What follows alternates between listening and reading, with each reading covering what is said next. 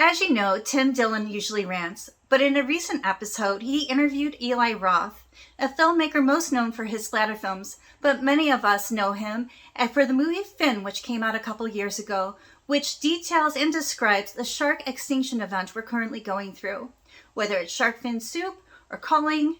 But yet, Tim Dillon is promoting and advocating for the removal of sharks. Check out this clip.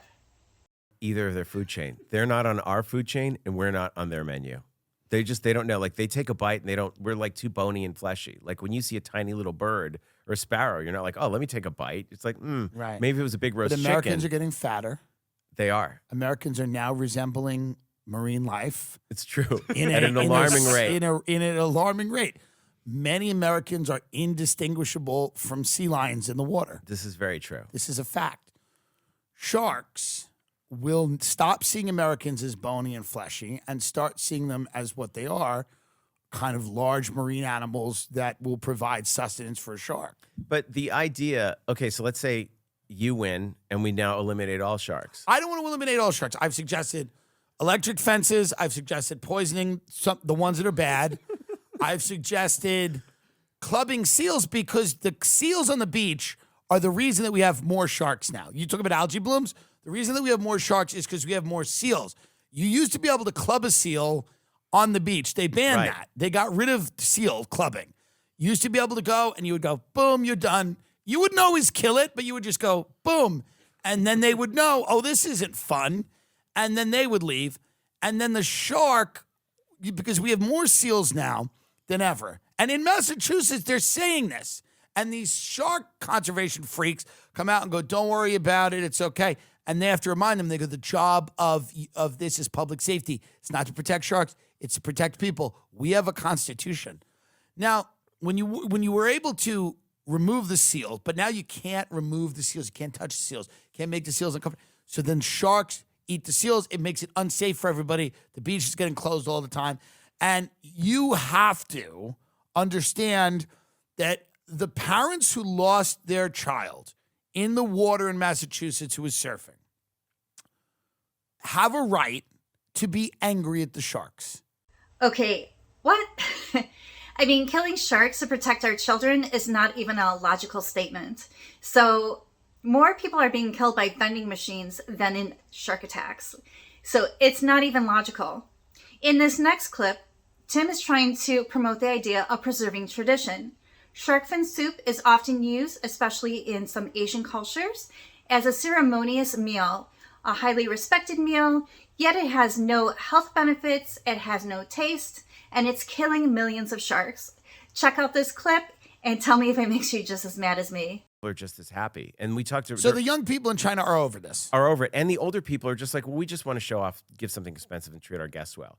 So a lot of people... Should we destroy every tradition that's ever existed on the planet? Like this is a fake tradition. It was a marketing gimmick. It was never a tradition. It's not like, by the way, the Faroe Islands, they killed 165... Have you ever had a good argument? Have you ever sat down with one of these fishermen and have they really opened your mind?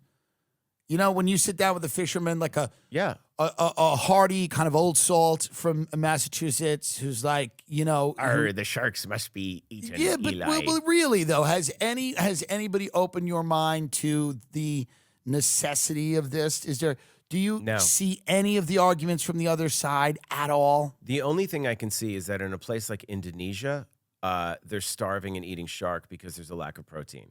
That's a serious issue because Indonesia. But what I've seen mainly is that it's like the mafia is very involved. In Spain, they're huge. Spain is the #1 exporter of fins. It's a completely useless trade. There's not a single person where I sat down. I was like, and that's why you see me in the documentary and I go crazy. I'm like, but I don't understand it. Like the soup has no flavor. It has neurotoxins. None of the health stuff. Like, what is it? And then it's like, oh, everyone's just making money from killing them. So why stop it? That's really the answer. Well, I mean, listen, at the end of the day, it's certainly you have an opinion, and I think that it's valid, and I think you've done research into it. And I think that, like, is there not a happy medium? Oh, can we not meet in the middle? What is the middle, though? The middle would be viewing sharks as violent predators. Yes. Protecting ourselves against them. By means of? Well, I don't know, but you've been in the water your whole life. You've never even seen one. a sand shark once swam into me and was disgusted. and Don't you repulsed think by that's me and racist swam against? away. Isn't that the definition of racism? No, is you've it's- heard things about it. You have actually no experience whatsoever with sharks. None.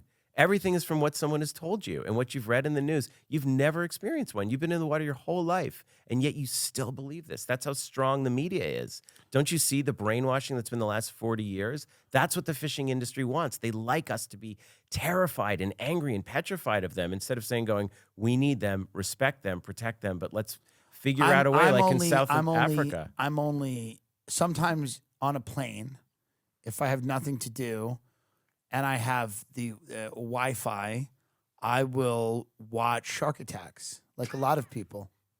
And Shark Attack 3 or I'll with- watch plane crashes, which is actually kind of Right. ironic and fun to do in a plane. But I'll watch shark attacks because I want to know what's going on and I want to know what I'm up against. And this idea that sharks, Eli, are not violent when they are apex predators is crazy. But that's not my position. My position is please don't kill them. We need them. Okay, but also, how about please don't kill us? So this next clip is the ticker for me. I just could not believe Tim Dillon states, well, don't kill them. Don't kill the sharks, wildly and in public. Just kill them quietly. I'm so thankful for Eli Roth that he brought this subject to light and had made a major film that got a lot of exposure and put this subject matter out on the table for everyone to see. Hopefully things like this can change people like Tim Dillon's mind in the future. Kill them quietly? Yeah, what do you think? Check out this clip and let me know. Necessarily in a theological Christian way, I believe in it in a we are smarter than them. We are sharper. And we have been able to do things like make things like drive-thrus and nuclear weapons and all-inclusive resorts and things that people may not like, but they're nice. Did you know that great white sharks speak with mouth gaping? They do this little these little jaw movements and move their fins. And is that speaking? That's how they communicate. And what do they say? Well, they go down in the bottom. They decide who's going to go up to breach. They have an order. They discuss it amongst themselves. You'll never see two sharks breach on a seal. Now, can you speak in mouth gaping and fin movements?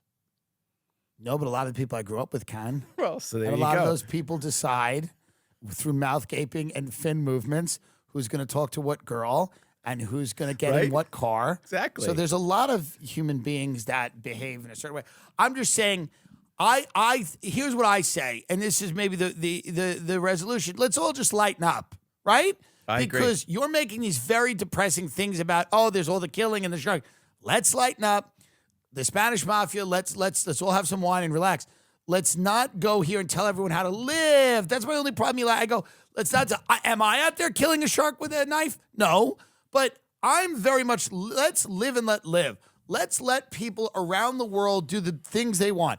And if it's your culture to have the shark fin soup at the wedding, I don't know if it's my job as a Western American to tell you how to live. I believe that we all share a planet. But the sharks are pelagic. They roam the globe.